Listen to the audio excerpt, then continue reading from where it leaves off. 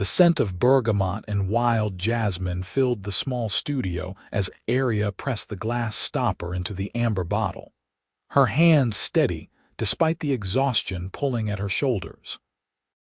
She had been working for 14 hours straight, and her eyes burned from concentrating on the delicate balance of oils and essences that made up her latest creation. The clock on the wall read 9:45, and the spring rain hammered against the windows of her converted warehouse space in the Arts District. She loved these late nights alone with her work, where the only sounds were the soft clink of bottles and the scratch of her pen as she recorded formulas in her leather-bound journal.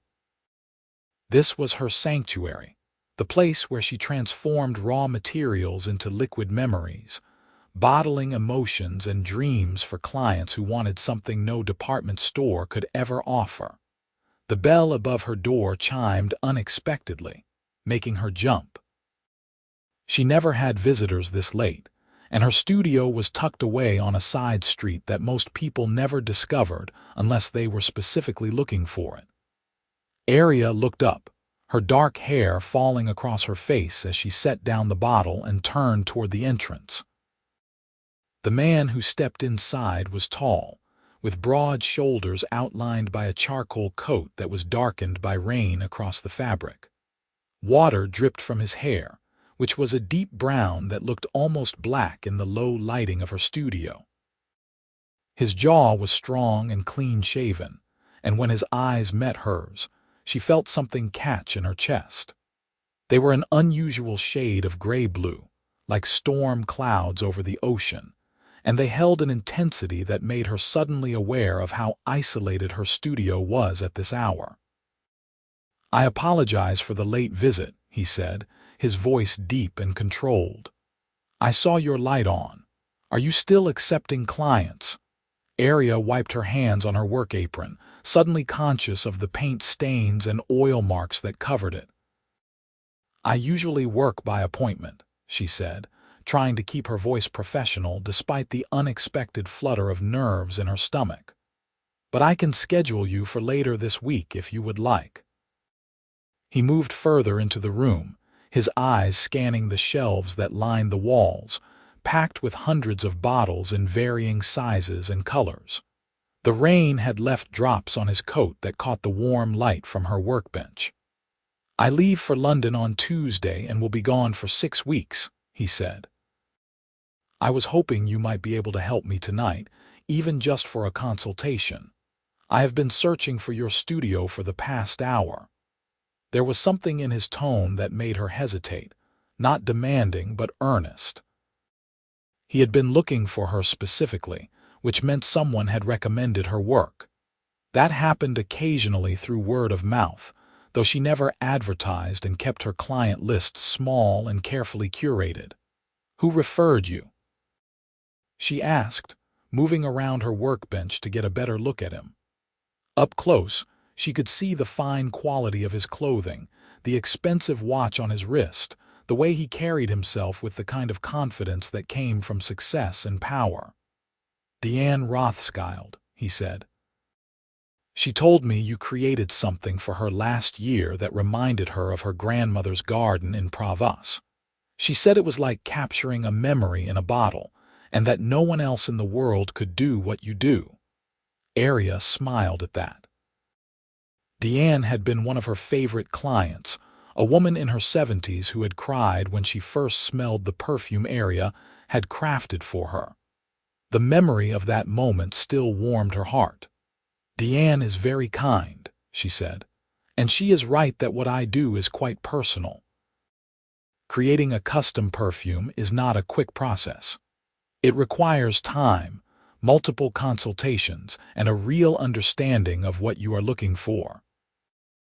"I understand," he said, and she noticed him glancing at her workbench, at the rows of bottles and the leather journal lying open with her neat handwriting covering the pages. "But I am hoping you might consider taking me on as a client, even with my limited time frame. I am willing to work with whatever schedule you need, and money is not a concern."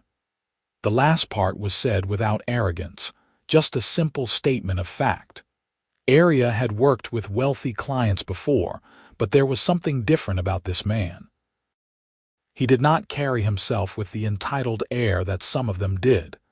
Instead, he seemed almost vulnerable, standing in her studio with rain still dripping from his coat onto her worn wooden floors. "What is your name?" she asked. "Julian," he said, extending his hand. "Julian Archer." She took his hand, and his grip was warm and firm. "Aria," she replied. "Aria Thorne. And before I agree to anything, I need to know what you are looking for. I do not create fragrances for people who just want something expensive to show off. My work is about meaning, about capturing something essential and true." Julian smiled at that, and it transformed his face, softening the hard edges and making him look younger, more approachable. "I am not looking to show off," he said. "What I want is something for myself. Something that feels like home, though I am not entirely sure what that means anymore." The honesty in his words caught her off guard. Most clients came to her with clear ideas, wanting to smell like power or romance or mystery. But Julian seemed to be searching for something deeper, something he could not quite articulate. "Sit," she said, gesturing to the worn leather chair near her workbench. "Tell me about yourself, and we will see if I can help you." He settled into the chair, and she noticed how he seemed to relax slightly, as if the studio itself was already working its magic on him. She pulled up her own stool and grabbed a clean notebook, ready to take notes. "I grew up in Vermont," Julian began, his eyes distant as he spoke. "Small town, lots of woods and open space. My father was a carpenter, and my mother taught elementary school. We did not have much money, but we had a good life. I spent most of my childhood outdoors, building forts in the forest, swimming in the creek behind our house. The smell of pine and fresh earth, that was home to me." Aria wrote quickly, capturing the key words and images. "What changed?" she asked. "I left when I was 18, he said. "Got a scholarship to business school, started working in finance, and never really looked back. I built a company from nothing, and now I run it. We do investment consulting for major corporations. I have offices in 7 countries and more money than I know what to do with. But somewhere along the way, I lost that feeling of home. I live in a penthouse in the financial district. I travel constantly, and I cannot remember the last time I felt truly settled." "So you want a perfume that brings you back to Vermont," Aria said, but even as she said it, she knew it was not quite right. Julian shook his head. "Not exactly. I want something that reminds me of who I used to be before everything became about profit margins and board meetings. I want to remember what it felt like to have dirt under my fingernails, and time to just exist without constantly thinking about the next deal." Aria set down her pen and looked at him carefully. "That is a complicated request," she said, "but I think I can do it. The question is whether you are willing to trust me. Creating this kind of fragrance requires you to be vulnerable with me, to share memories and feelings that might be uncomfortable. And it requires time, which you said you do not have much of." "I leave Tuesday morning," Julian said. "That gives us 3 days. And I am willing to be vulnerable if it means getting what I need." 3 days was an absurdly short time frame. Aria typically spent weeks on a custom creation, meeting with clients multiple times, testing different combinations, and adjusting the formula until it was perfect. But there was something about Julian that made her want to try, some quality in his eyes that told her he genuinely needed this. "I will need you here tomorrow," she said. "And Sunday. Long sessions, several hours each. And I cannot promise it will be perfect by Tuesday, but I will give you something to start with and we can refine it when you return from London." Relief washed over his face. "Thank you," he said. "I know this is asking a lot, especially on such short notice." "It is," Aria agreed. But Deanne would never forgive me if I turned you away. And honestly, your project interests me. I have never tried to capture something as abstract as the feeling of home before. They talked for another hour, with Aria asking questions and Julian answering, slowly painting a picture of his childhood and the sensory memories that still lingered. He talked about the smell of his mother's lavender soap, the wood smoke from his father's workshop, the wild roses that grew along the creek bed. He described the scent of rain on hot pavement during summer storms, and the way the air smelled crisp and clean after the first frost of autumn. Aria listened and took notes, occasionally getting up to pull bottles from her shelves, letting Julian smell different essences to see what resonated with him. He had a good nose, she realized, picking up on subtle notes that many clients missed. When she held a bottle of cedar wood under his nose, his eyes closed and his expression softened in a way that told her everything she needed to know. "That is my father's workshop," he said quietly. "That exact smell." She made a note in her book, circling cedar wood 3 times. By the time they finished, it was nearly midnight and the rain had slowed to a gentle patter against the windows. "Come back tomorrow at noon," Aria said as Julian stood to leave. "And bring something from your childhood if you still have anything. A photograph, an object, whatever you have. Sometimes physical touchstones help me understand what I am trying to create." "I will see what I can find," Julian said. He pulled out his wallet and extracted a credit card, but Aria waved it away. "Pay me when the perfume is finished," she said. "I do not take money for work I have not completed yet." He looked surprised but pocketed the card. "That is unusually trusting of you." "I choose my clients carefully," Aria said. "And Deanne would not have sent you if you were the type to skip out on a bill." Julian smiled again, and Aria felt that same flutter in her chest that she had experienced when he first walked in. She pushed it aside, reminding herself that he was a client, nothing more. Getting emotionally involved with clients was a line she never crossed. "I will see you tomorrow," he said, and then he was gone, the bell chiming softly as the door closed behind him. Aria stood in the silence of her studio, staring at the door and trying to shake the strange feeling that her life had just shifted in some fundamental way. She looked down at her notebook, at the pages filled with Julian's memories and dreams, and felt the familiar excitement that came with a new project.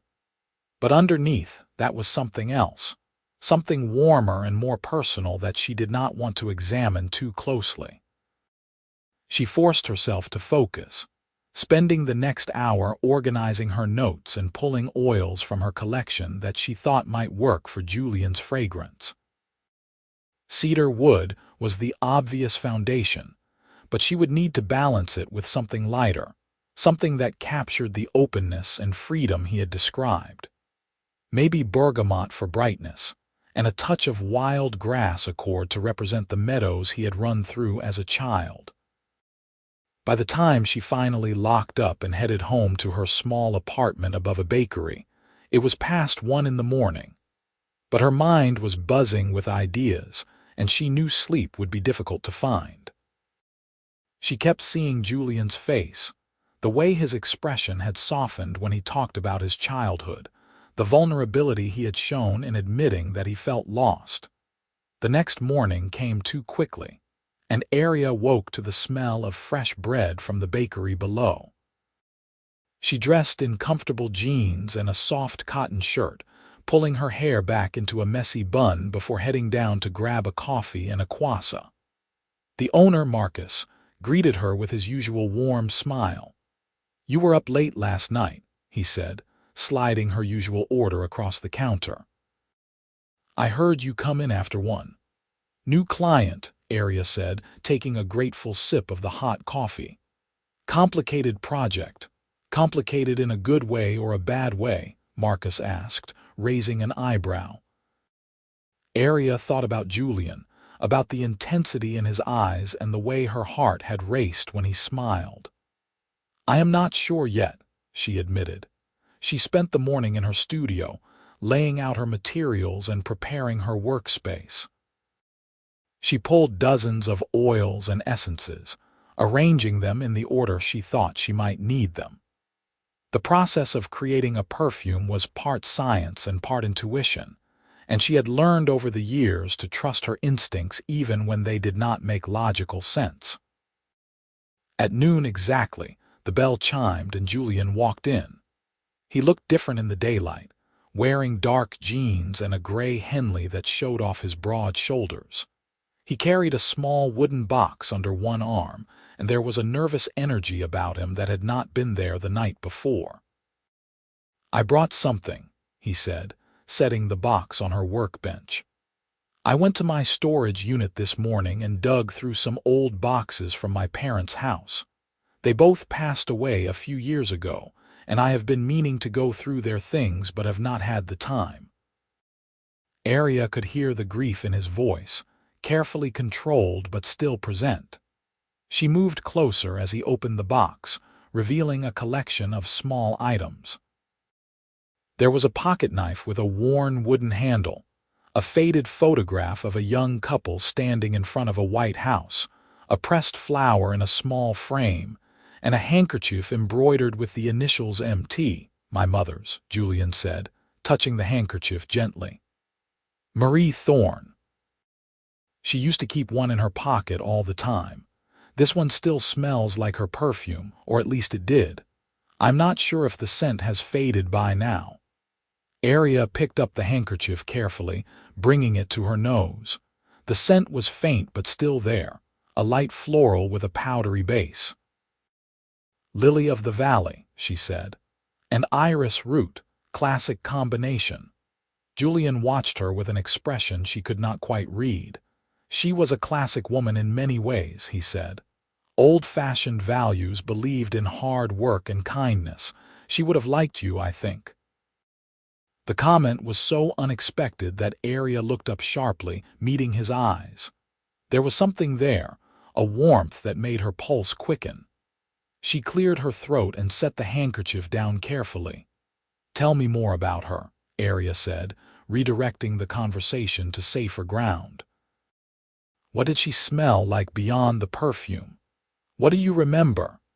They spent the next 3 hours talking, with Julian sharing stories about his parents and his childhood while Aria listened and made notes. She learned about his mother's garden, which she tended obsessively every summer, growing vegetables and flowers that she would cut and bring into the house. She learned about his father's woodworking, how he would spend hours in his workshop creating furniture that was both beautiful and functional. As Julian talked, Aria began mixing, layering scents on testing strips and passing them to him for feedback.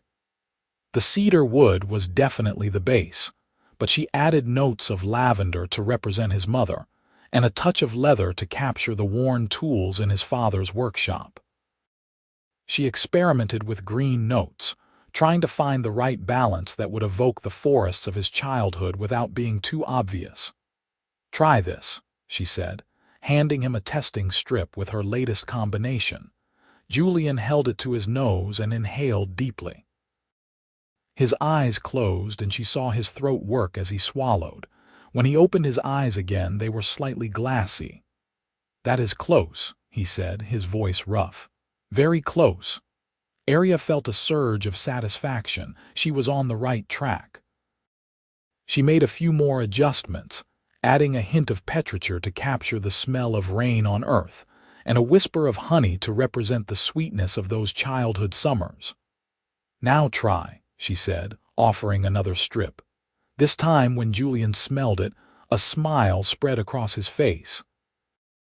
"That is it," he said. "That is exactly it. How did you do that?" "Magic," Aria said, grinning, "and about 15 years of practice." They were standing close together at her workbench, close enough that she could smell his cologne, something expensive and understated that she recognized as a high-end designer fragrance. It suited him, but she found herself wanting to smell her creation on his skin instead, to see how the notes would develop with his body chemistry. "I need to test this on skin to see how it wears," she said, trying to sound professional. "Would you mind if I applied some to your wrist?" "Go ahead," Julian said, rolling up his sleeve to expose his forearm.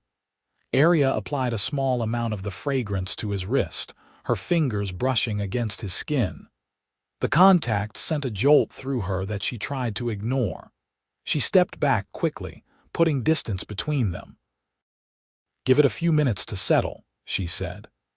"The top notes will hit first, then it will dry down to the heart and base." They waited in silence, and Aria busied herself cleaning up her workspace, trying not to think about how aware she was of Julian's presence.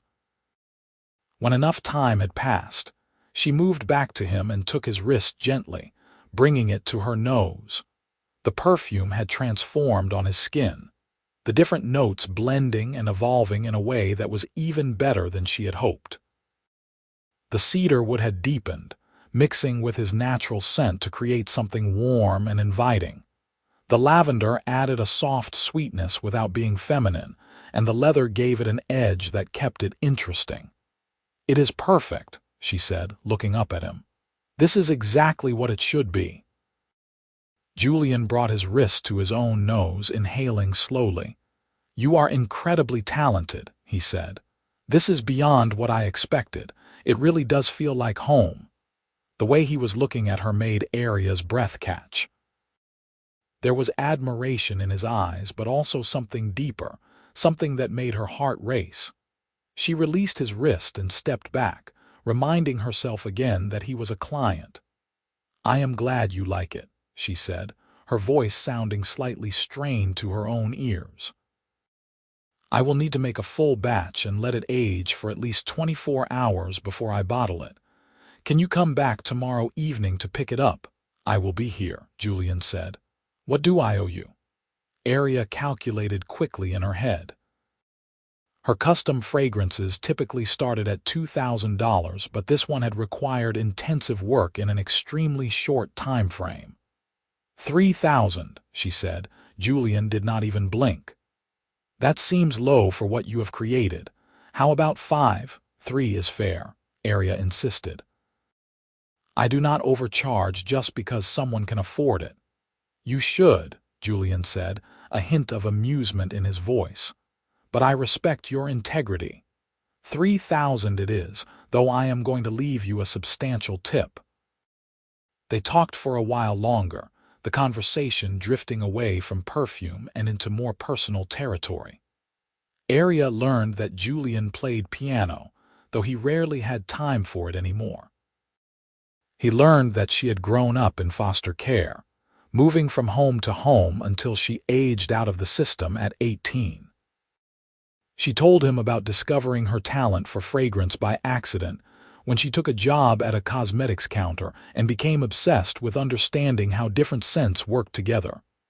"You are self-taught?" Julian asked, clearly impressed. "Mostly," Aria said. "I read every book I could find, took a few online courses, and experimented constantly. I worked terrible jobs for years to save up enough money to buy materials and rent this space. It has not been easy, but I cannot imagine doing anything else." "I understand that feeling," Julian said. "When I started my company, I was working 100-hour weeks and living in a studio apartment that was barely bigger than your workbench. Everyone thought I was crazy, but I knew what I wanted to build." "Do you still love it?" Aria asked. "The work, I mean." Julian hesitated, and she could see him considering the question carefully. "I love the challenge of it," he said finally. "I love building something successful and providing jobs for people. But somewhere along the way, it stopped being about the work itself and became about maintaining what I have built. I spend most of my time in meetings and on conference calls, managing other people rather than actually doing anything creative myself." "That sounds exhausting," Aria said. "It is," Julian admitted. Which is why I am hoping this perfume will help. I need something to remind me who I am outside of the office. The vulnerability in his words touched something deep inside Aria. She understood what it was like to feel lost, to need something tangible to hold on to when everything else felt uncertain. Creating perfumes was her anchor, the thing that made sense when the rest of the world did not. The afternoon faded into evening, and Aria realized with surprise that they had been talking for hours. The light outside had shifted, and her stomach was growling with hunger. "I should let you go," Julian said, seeming to notice the time as well. "You have probably been up since early this morning." "I have," Aria admitted, "but this has been good. I feel like I really understand what you need now. Will you have dinner with me?" The question came out suddenly, as if Julian had not planned to ask it. "I mean, you need to eat, and I need to eat, and I know a place nearby that has excellent pasta." Aria knew she should say no. He was a client, and mixing business with personal was always a mistake, but the truth was that she did not want him to leave. She enjoyed talking to him, enjoyed the way he listened to her as if what she said actually mattered. "Okay," she said, "but I need to wash my hands first. I smell like a perfume factory." Julian laughed, and the sound was warm and genuine. "I will wait." They ended up at a small Italian restaurant 3 blocks from her studio, tucked into a basement space that most people walked past without noticing. The owner, Giuseppe, greeted Aria with a kiss on both cheeks and gave Julian an appraising look before seating them at a corner table. "He thinks you are my boyfriend," Aria said, feeling her cheeks heat as Giuseppe walked away. "Would that be such a terrible thing?" Julian asked, his tone light but his eyes serious. Aria took a sip of water, buying herself time to think. "You are my client," she said carefully. "And you are leaving for London in 2 days. This is not a good idea." "What is not a good idea?" Julian asked. "Having dinner, getting to know each other, or acknowledging that there is something happening between us?" His directness caught her off guard. She had been trying to ignore the attraction, to pretend that the flutter in her chest every time he smiled was just professional excitement about the project. But sitting across from him in the dim light of the restaurant, she could not deny it anymore. "All of the above," she said honestly. "I do not date clients. It is a rule I have for good reasons." "Then I will stop being your client," Julian said. "After tomorrow, when I pick up the perfume, our business relationship will be over, and then maybe we could see what happens." "You are not going to be here," Aria pointed out. "You will be in London for 6 weeks. That is not exactly ideal for starting something." "So we will talk while I am gone," Julian said. "And when I get back, we can see each other again. I am not suggesting we jump into anything serious. I am just saying that I would like to get to know you better, and I think you might feel the same way." Aria wanted to argue, to list all the reasons why this was a bad idea, but the truth was that she did feel the same way.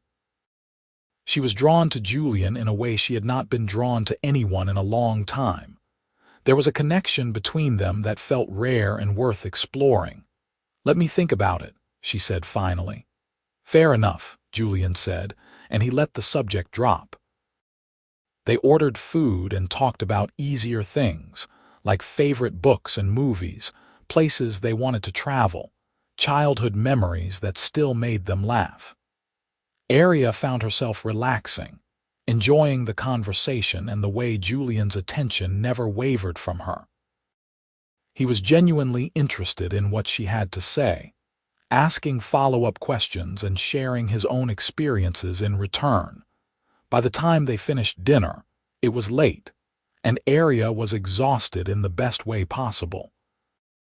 They walked back to her studio together, and Julian insisted on waiting until she was safely inside before he left. "Thank you for dinner," Aria said, standing in the doorway of her studio. "And for being so open with me today. It helped with the perfume."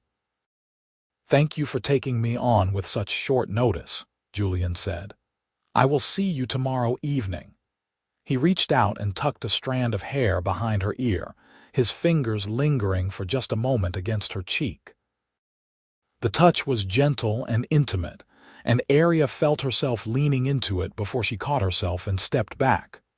"Good night, Julian," she said softly. "Good night, Aria." She watched him walk away until he disappeared around the corner, then closed the door and leaned against it, her heart pounding. She was in trouble, she realized. Despite all her rules and good intentions, she was falling for Julian Archer, and she had no idea what to do about it.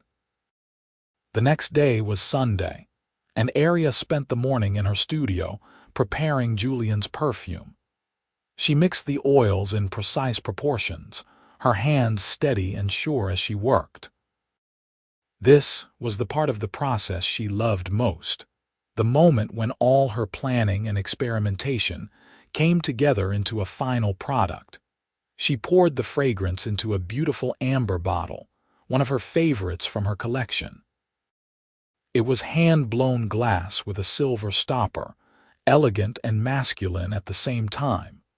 She would let it rest until evening, giving the notes time to marry and develop. As she worked, her mind kept drifting to Julian, to the way he had looked at her over dinner, to the gentle touch of his fingers against her cheek. She had not been in a serious relationship in over 3 years, not since her last boyfriend had decided that dating someone who worked 80 hours a week was not worth the effort. Since then, she had thrown herself into her work, convincing herself that she was happy alone. But Julian made her want something more. He made her remember what it felt like to connect with someone, to have conversations that lasted for hours without running out of things to say.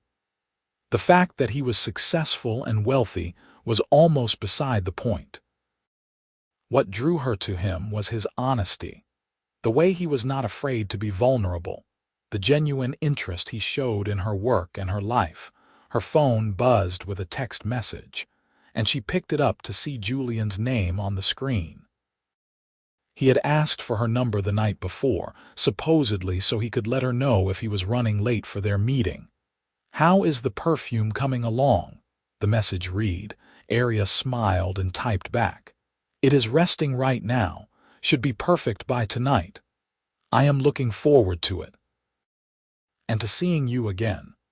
She stared at the message, her thumb hovering over the keyboard. Finally, she typed, "Me too." It was a small admission, but it felt significant. She was acknowledging what was happening between them, even if she was not ready to fully commit to it yet. The rest of the day passed slowly, and Aria found herself watching the clock more than she wanted to admit. She cleaned her studio, reorganized her shelves, and updated her client records, but none of it was enough to distract her from the nervous excitement building in her chest. At 6 o'clock, the bell chimed and Julian walked in. He was dressed more formally than he had been the day before, in dark slacks and a white button-down shirt with the sleeves rolled up to his elbows. He looked good, and from the way his eyes lit up when he saw her, she thought he might be thinking the same thing about her. She had changed into a simple black dress, something she normally reserved for client meetings with high-profile individuals. But she had wanted to look nice for him, even if she would not admit it out loud. "You look beautiful," Julian said, and there was no artifice in the compliment, just genuine appreciation. "Thank you," Aria said, feeling her cheeks warm. "Your perfume is ready. Do you want to try it?"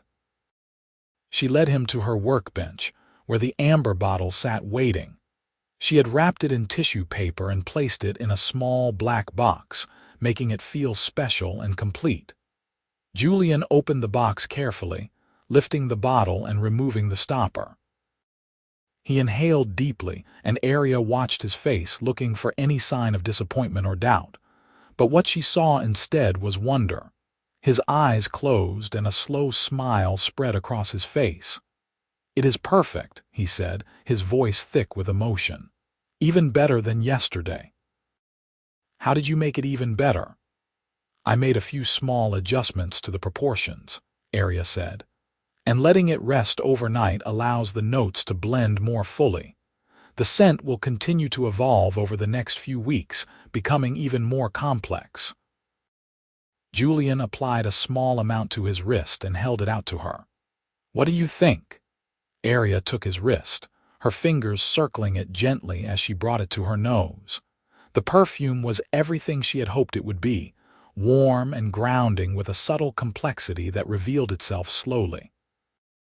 On Julian's skin, it was even more compelling, mixing with his natural chemistry to create something unique and utterly him. It is perfect, she said, looking up to find his face very close to hers. The air between them felt charged, heavy with unspoken feelings and possibilities. Julian's free hand came up to cup her cheek, his thumb brushing across her skin in a gentle caress. I am going to kiss you now, he said softly, unless you tell me not to. Aria knew she should step back, should maintain the professional boundary she had worked so hard to establish. But she did not want to. She wanted this, wanted him, wanted to know what it would feel like to close the distance between them. Okay, she whispered. Julian leaned in slowly, giving her time to change her mind, but she did not. When his lips met hers, it was gentle at first, tentative, as if he was afraid of pushing too hard too fast. But when Aria responded, her hand coming up to rest against his chest, the kiss deepened. It was like nothing she had ever experienced. His lips were warm and soft, and the way he kissed her was both confident and tender, as if she was something precious that needed to be handled with care. She could taste the coffee he had been drinking, could smell the perfume she had created for him mixing with his skin and his breath. When they finally pulled apart, Aria was breathless, her heart racing so fast she thought it might burst out of her chest. Julian rested his forehead against hers, his hand still cradling her face. I have been wanting to do that since the moment I walked into your studio, he admitted. Me too, Aria said, the words coming out before she could stop them. They stood there for a long moment, just holding each other, neither wanting to break the spell. Finally, Julian pulled back slightly, though his hands remained on her waist. Come to London with me, he said suddenly. Aria blinked, certain she had misheard. What? Come with me, Julian repeated. I know it is crazy and we barely know each other, but I do not want to spend the next 6 weeks away from you. I have meetings, but I will have plenty of free time. We could explore the city together, get to know each other better. I will pay for everything, your flight, hotel, everything. Julian, that is insane, Aria said, though part of her was thrilled by the idea. I have a business to run. I cannot just drop everything and fly to London with someone I met 2 days ago. Why not? Julian challenged. When was the last time you took a vacation? When was the last time you did something spontaneous and crazy? Never, Aria admitted. I do not do spontaneous and crazy. Maybe it is time to start, Julian said. Look, I understand if you say no. I know this is asking a lot, but I also know that what is happening between us is not ordinary. I have never felt this way about anyone this quickly, and I do not want to let it slip away because of bad timing. Aria's mind was racing. Every practical part of her was screaming that this was a terrible idea. She had clients scheduled, projects in progress, a business that depended on her being present and available. But another part of her, the part that had been dormant for so long, was whispering that Julian was right. This was special, and opportunities like this did not come along often. I need time to think, she said finally. You leave tomorrow morning. I cannot make a decision like this in a few hours. My flight is not until 10, Julian said. Think about it tonight and call me in the morning. If you say yes, I will book you a ticket. If you say no, I will understand and we will figure something else out. He kissed her again, softer this time, a gentle goodbye that promised more to come. Then he paid for the perfume, leaving a tip that was twice what she had charged him, despite her protests. And then he was gone, leaving Aria standing in her studio with her mind spinning and her heart torn. She spent the evening pacing her apartment, weighing the pros and cons of Julian's offer. The practical arguments against going were strong. She would have to cancel or reschedule clients, something she rarely did. She would have to close her studio for weeks, potentially losing income. And she would be putting a lot of trust in a man she barely knew, flying to another country with him on what was essentially a romantic gamble. But the arguments for going were equally compelling. She had not taken a real vacation in 5 years, not since she opened her studio. She worked constantly, pouring all her energy into her business and leaving nothing for herself. Julian was offering her a chance to experience something new, to step outside her carefully controlled world and see what happened. And beyond all the practical considerations, there was the simple truth that she wanted to go. She wanted to spend more time with Julian, to explore this connection that had sparked between them so unexpectedly. She wanted to know what it would be like to wake up in a different city, to walk through foreign streets hand in hand with someone who made her feel alive in a way she had forgotten was possible. By midnight, she had made her decision. She sent a text to Julian, knowing he was probably still awake packing for his trip.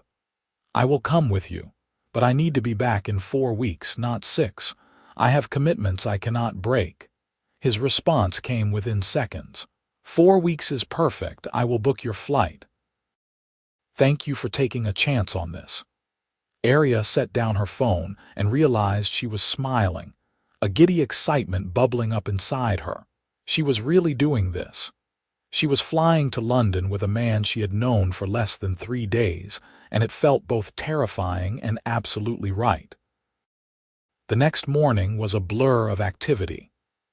Aria called her clients and rescheduled their appointments, explaining that she had a family emergency and would be out of town for a few weeks. Most of them were understanding, though a few were annoyed. She packed a suitcase, trying to decide what to bring and settling on a mix of comfortable clothes and a few nicer outfits for dinners and events. Julian picked her up at 8, looking far too composed for someone who was about to spend 6 hours on a plane. He loaded her suitcase into his car, a sleek black Mercedes that probably cost more than she made in a year, and they drove to the airport together. "Are you nervous?" he asked as they pulled onto the highway. "Terrified," Aria admitted. "I have never done anything like this before." "Me neither," Julian said, reaching over to take her hand. "But I am glad you are here." The flight was long but comfortable. Julian had booked them first-class seats, which Aria had never experienced before. She tried not to gape at the spacious seating and the attention from the flight attendants, but Julian seemed amused by her wonder. They talked for hours, learning more about each other with every conversation. Aria told him about growing up in foster care, about the loneliness of never having a permanent home, about the way creating perfumes had given her a sense of purpose and belonging she had never found elsewhere. Julian told her about his parents, about the grief of losing them both within a year of each other, about the pressure of running a successful company when all he sometimes wanted to do was walk away from it all. "Why do you not?" Aria asked. "Walk away, I mean. You have enough money. You could retire tomorrow and live comfortably for the rest of your life." "I have thought about it," Julian admitted, "but the company employs over 1,000 people. Walking away would mean putting their livelihoods at risk. And I am not sure what I would do with myself if I did not have the work to focus on." "You would figure it out," Aria said. "People always do." They landed in London in the early evening, and Julian had a car waiting to take them to his hotel. It was a boutique place in Mayfair, elegant and understated, with a lobby that smelled like roses and expensive wood polish. Julian checked them in, and Aria noticed that he had booked 2 rooms, adjoining but separate. "I did not want to assume anything," he said when he saw her looking at the key cards. "We can take this as slowly as you want." Aria appreciated the consideration, even though part of her had been hoping they would share a room. They were navigating uncharted territory, and she was grateful that Julian seemed to understand the importance of not rushing things. Her room was beautiful, with a large bed covered in white linens and windows that overlooked a quiet street lined with trees. She unpacked quickly, then knocked on the adjoining door that connected her room to Julian's. He answered immediately, pulling the door open to reveal a room that was a mirror image of hers. "How is your room?" he asked. "Perfect," Aria said. "What are we doing for dinner?" "I made reservations at a place in Covent Garden," Julian said, "but we do not have to go if you are too tired from the flight." "I am too excited to be tired," Aria admitted. "Let me change and we can go." They spent the evening exploring the neighborhood around the restaurant, walking hand in hand through streets that were alive with people and energy. Aria felt like she was in a dream, everything slightly surreal and wonderful. The restaurant was intimate and cozy, with exposed brick walls and candles on every table. They shared a bottle of wine and ordered too much food, laughing as they tried to finish everything. "Tell me something I do not know about you," Julian said as they were waiting for dessert. "Like what?" Aria asked. "Anything. Something you have never told anyone else." Aria thought for a moment, then said, "I have a scar on my shoulder from when I was 7. I got it in one of my foster homes from a foster father who had a temper. It is not a big scar, but I have never told anyone how I got it. I always just say I fell off a bike." Julian's expression darkened. "I am sorry you went through that." "It was a long time ago," Aria said, "and it taught me to be tough, to not depend on anyone else for my safety or happiness, which is probably why I have such a hard time trusting people now." "I understand that," Julian said, "and I am honored that you trust me enough to be here." "Your turn," Aria said. "Tell me something I do not know about you." Julian was quiet for a long moment, his fingers tracing patterns on the tablecloth. "I almost got married once," he said finally. "About 3 years ago. Her name was Claire and we were together for 2 years. She was smart and beautiful and everything I thought I wanted, but when I proposed, she said no. She said I was married to my work and that she would always come second. She said she did not want to spend the rest of her life competing with my company for my attention." "Was she right?" Aria asked gently. "Yes," Julian said. "She was completely right, and instead of taking it as a wake-up call to change my priorities, I just threw myself even deeper into work. I told myself that I was better off alone, that relationships were just a distraction. But the truth is that I was hurt, and I did not want to risk feeling that way again." "What changed?" Aria asked. Julian looked at her, and the intensity in his eyes made her breath catch. "You," he said simply. "Meeting you changed everything. For the first time in years, I want something more than work. I want to know what it feels like to put someone else first, to build a life that has room for more than just business deals and board meetings." Aria did not know what to say to that. The weight of his words settled over her, making her realize just how serious this was becoming. They were not just having a fling or a vacation romance. This was real, and it was happening fast, and it was both exhilarating and terrifying. They walked back to the hotel slowly, neither wanting the evening to end. When they reached Aria's door, Julian kissed her goodnight, and it took all her willpower not to invite him in. But she knew they needed to take their time, to build a foundation that was about more than just physical attraction.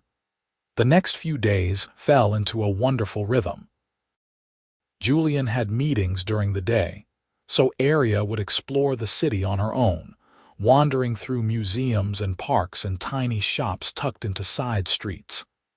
In the evenings, they would meet up and have dinner together, then walk for hours, talking about everything and nothing. Aria felt herself opening up to Julian in ways she had not opened up to anyone in years. She told him about her fears and insecurities, about the constant worry that her business would fail, and she would end up back where she started with nothing. He told her about the pressure of maintaining his success, about the fear that one wrong decision would destroy everything he had built. They also laughed together, discovering a shared sense of humor that made even mundane things hilarious. Julian took her to a terrible play in the West End, and they spent the entire walk home making fun of the ridiculous plot. Aria dragged him to a vintage market in Camden, and he pretended to be horrified by her taste in clothes while secretly buying her a leather jacket she had been admiring. On their fifth night in London, they went to a classical music concert at the Royal Albert Hall. Julian had mentioned that he played piano, and Aria wanted to see him connect with music in a way that clearly meant something to him. As they sat in the beautiful venue, listening to the orchestra perform, she glanced over at him and saw tears on his cheeks. After the concert, they walked along the Thames, the city lights reflecting off the dark water. Julian was quiet, and Aria could tell he was processing something. "My mother used to take me to concerts like that when I was a kid," he said finally. "We did not have much money, so we would sit in the cheap seats in the back. But she loved music, and she wanted me to love it too. After she died, I could not listen to classical music anymore.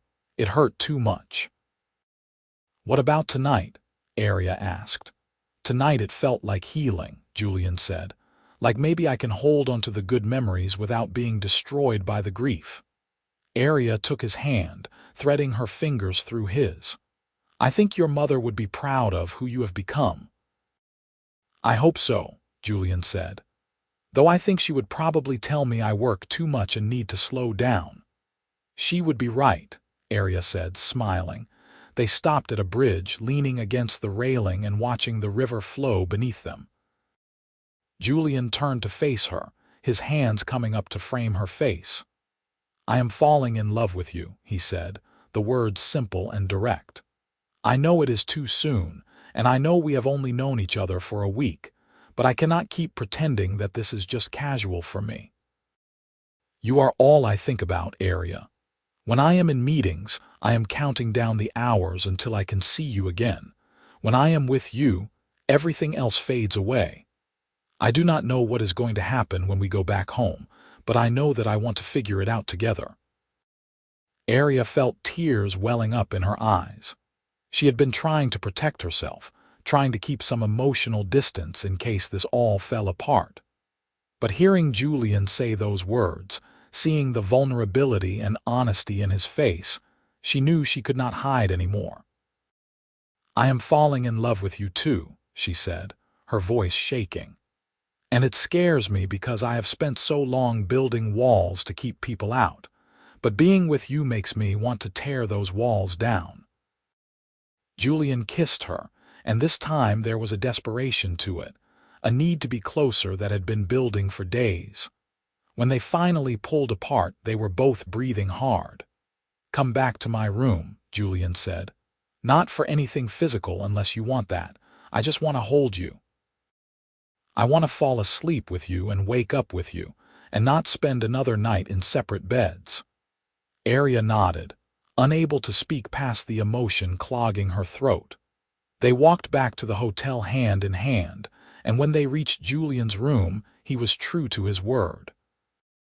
He held her while they talked late into the night, their bodies pressed together on top of the covers. When they finally fell asleep, Aria felt a sense of peace she had never experienced before, as if all the scattered pieces of her life had suddenly clicked into place. The next morning, she woke to sunlight streaming through the windows and Julian's arm around her waist. She turned in his embrace, studying his face while he slept. He looked younger like this, the stress and responsibility that he usually carried eased away. She traced her fingers along his jaw, and his eyes fluttered open. "Good morning," he said, his voice rough with sleep. "Good morning," Aria replied. They spent the day together, with Julian canceling his meetings to show her parts of London that tourists rarely saw. They had lunch at a pub he had discovered years ago, tucked into an alley that was so narrow Aria wondered how anyone ever found it. They visited a small bookshop where the owner knew Julian by name and recommended obscure titles that they both added to their growing collection. As the days turned into weeks, their relationship deepened in ways that felt both natural and extraordinary. They moved past the initial excitement of new romance into something more solid and real. They had their first argument, a silly disagreement about which route to take to a restaurant that escalated because they were both tired and hungry. But they worked through it, learning how to communicate and compromise. Aria met some of Julian's business associates, including a woman named Patricia who clearly had questions about who Aria was and why she was with Julian. But Julian introduced her proudly, his hand resting possessively on the small of her back, making it clear that Aria was important to him. They also made love for the first time, on a rainy afternoon when they had planned to go sightseeing, but decided to stay in instead. It was tender and intense, with Julian taking his time to learn every inch of her body, making her feel cherished and desired in equal measure. Afterward, they lay tangled together, talking about their future in careful, hopeful terms.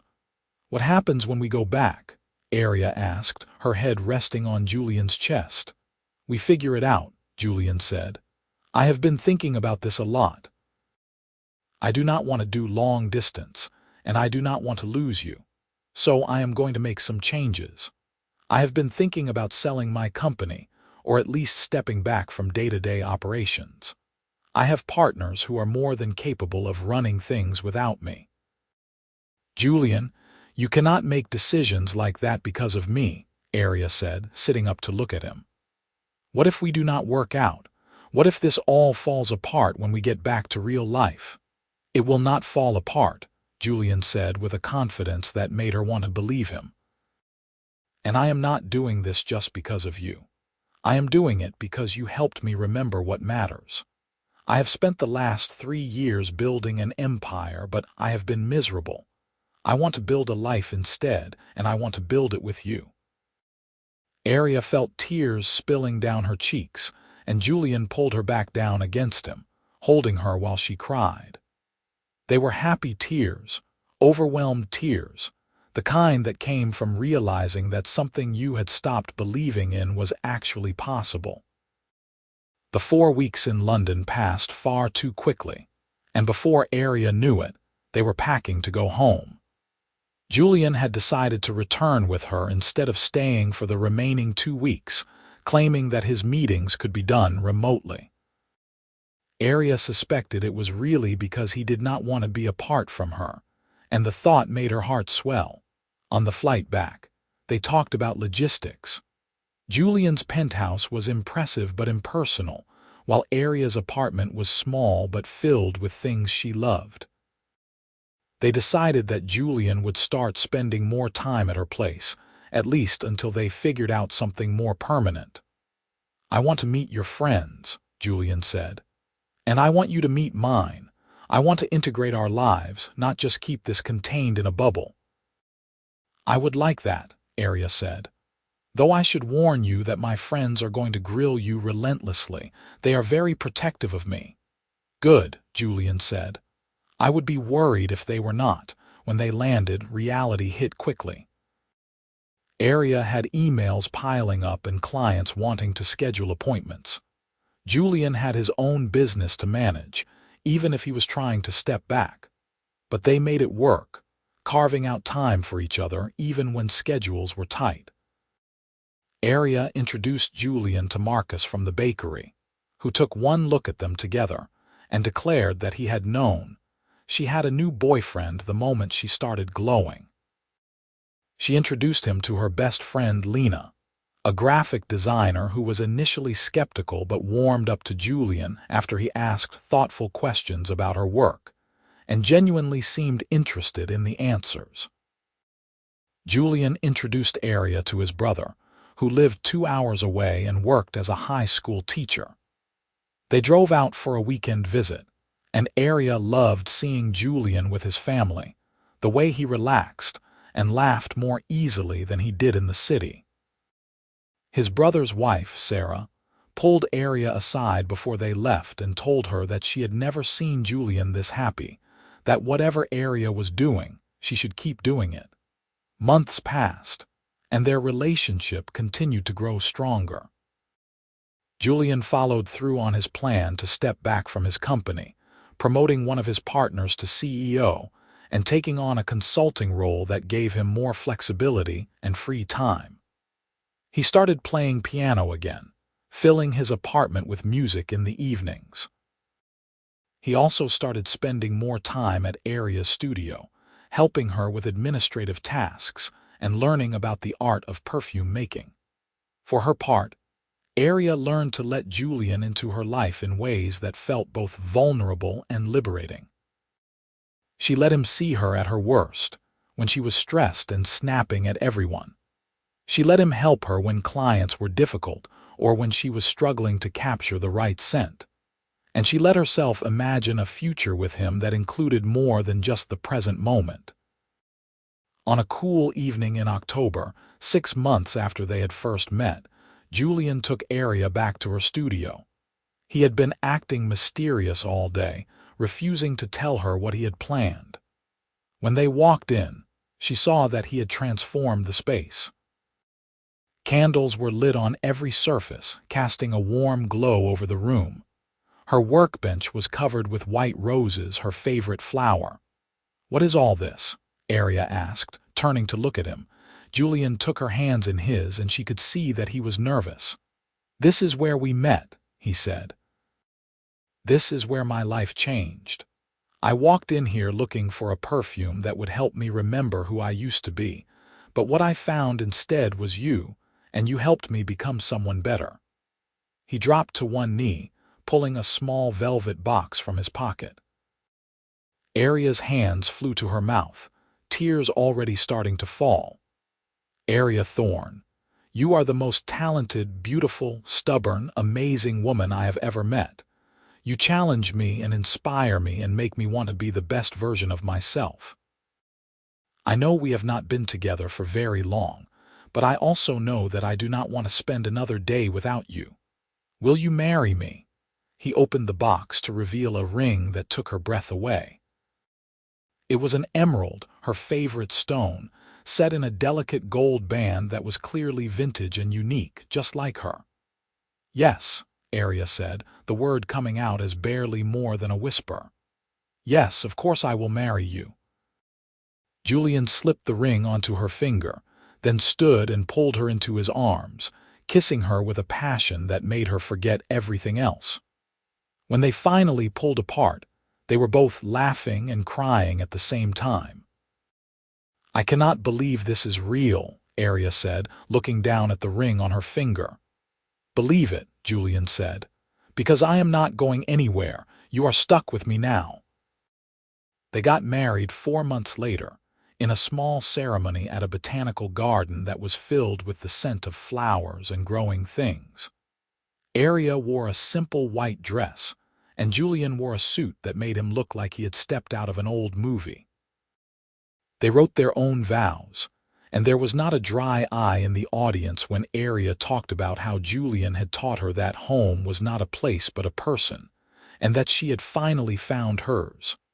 After the wedding, they honeymooned in Vermont, visiting the town where Julian had grown up. They stayed in a bed and breakfast that overlooked the same creek he had played in as a child, and Aria met some of his old friends and neighbors who were thrilled to see him so happy. She understood even more deeply why he had wanted a perfume that captured this place, this feeling. It was about roots and belonging, about remembering where you came from even as you moved forward. They returned to the city and moved into a new apartment together, something that was theirs rather than his or hers. It was a compromise, bigger than Aria's place, but not as sterile as Julian's penthouse. They filled it with art and books and plants, creating a home that reflected both of them. Aria's business continued to thrive, with clients coming from all over the world to work with her. She hired an assistant, finally admitting that she could not do everything herself. Julian threw himself into new projects, including a nonprofit that provided business training and microloans to entrepreneurs from disadvantaged backgrounds. He found that he loved the work even more than running his company, because it felt meaningful and connected to his values.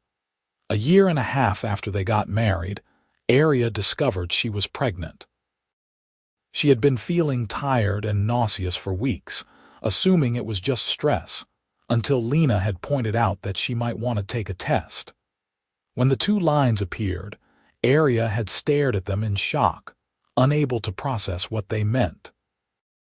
She told Julian that evening over dinner, simply sliding the test across the table while he was talking about his day. He stopped mid-sentence, looking down at the test, then back up at her. "Really?" he asked, his voice filled with wonder. "Really," Aria confirmed. Julian came around the table and dropped to his knees in front of her, pressing his face against her stomach. "We are going to have a baby," he said, and she could hear the tears in his voice. "We are going to have a baby," Aria repeated, and then they were both crying and laughing, holding each other tight. Their daughter was born on a warm day in June, with dark hair and her father's gray-blue eyes. They named her Marie after Julian's mother, and she was perfect in every way. Aria had never known she could love someone so much, had never understood the fierce protectiveness that came with being a mother. But holding Marie in her arms, she felt complete in a way she had not known was possible. Julian was an incredible father, patient and gentle, and completely devoted. He took time off work to be with Aria and Marie during those first exhausting weeks, changing diapers and walking the floors at 3 in the morning when Marie would not sleep. He sang to her in a voice that was surprisingly good, old lullabies his own mother had sung to him. As Marie grew from an infant into a curious toddler, their home filled with laughter and noise and chaos. Aria cut back her hours at the studio, wanting to be present for these early years. Julian did the same, reorganizing his schedule so he could be home for dinner every night and for bedtime stories.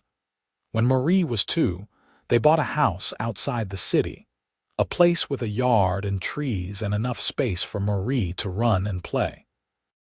It had a workshop where Julian could do woodworking, a hobby he had picked up from his father and was now teaching to their daughter. It also had a studio for Aria, bigger and better equipped than her old space, where she could create perfumes while Marie played nearby. On a Sunday afternoon in their new home, with Marie napping upstairs and the smell of fresh bread coming from the kitchen, Aria found Julian in his workshop. He was sanding a small wooden box, his movements careful and precise. "What are you making?" she asked, wrapping her arms around him from behind. "A jewelry box for Marie," Julian said. "I figured she will need one eventually, and I want her to have something I made with my hands."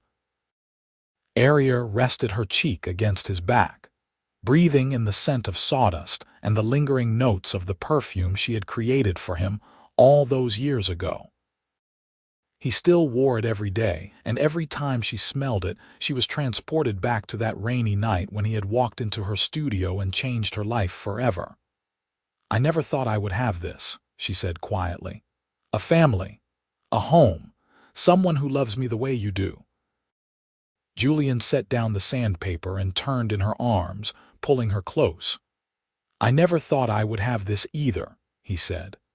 "I thought success was about money and power and building empires, but you taught me that real success is about building a life worth living. Thank you for taking a chance on me that night. Thank you for saying yes to London and to marriage and to all of this. Thank you for walking into my studio, Aria said. Thank you for being brave enough to be vulnerable, for letting me see who you really are. You are my home, Julian. You and Marie. You are everything I never knew I needed. They stood there in the quiet of the workshop, holding each other while the afternoon sun streamed through the windows. Outside, they could hear birds singing and the rustle of leaves in the wind. Inside, they had everything they needed. That evening, after Marie woke from her nap, they went for a walk in their neighborhood. Marie tottered between them, holding both their hands, shrieking with delight every time they swung her up into the air. Neighbors waved as they passed, and Aria thought about how different her life looked now compared to 5 years ago. Back then, she had been alone in her studio, working endless hours and convincing herself that she did not need anything more. She had built a business and a reputation, but she had been lonely without even realizing it. Meeting Julian had cracked open her carefully constructed world, letting in light and love and possibility. They had not had an easy path. There had been challenges and adjustments, times when they had disagreed or struggled to balance their individual needs with their shared life. But they had worked through everything together, building a foundation of trust and communication that made them stronger with each passing year. As they walked back to their house, with Marie babbling happily between them, Julian looked over at Aria and smiled. It was the same smile he had given her that first night in her studio, full of warmth and promise. And she smiled back, knowing that she had made the right choice in saying yes to this man, to this life, to all the unexpected beauty that had come from one chance encounter on a rainy spring evening. Later that night, after Marie was asleep and they were curled up together on the couch, Aria realized she had never been happier. She had everything she had ever wanted, even the things she had not known to want. A partner who challenged and supported her. A daughter who filled her days with joy and wonder. A home that felt safe and welcoming. And a career that still fulfilled her creatively while leaving room for everything else. "What are you thinking about?" Julian asked, his fingers tracing lazy patterns on her arm. "Just how lucky I am," Aria said. "How lucky we are." "The luckiest," Julian agreed, pressing a kiss to her temple. They sat in comfortable silence, the kind that only comes from years of knowing someone deeply. Outside, the evening settled into night, and inside, their home was filled with the quiet contentment of a family at peace. This was their happily ever after, not perfect but real, not easy but worth every moment. And it all started with a simple perfume, crafted by talented hands, enchanting a man who was searching for something he could not name until he found it in the woman behind the workbench. Together, they had created something more beautiful than any fragrance could capture. A love that would last a lifetime and beyond, grounded in choice and commitment and the daily decision to keep choosing each other, over and over again.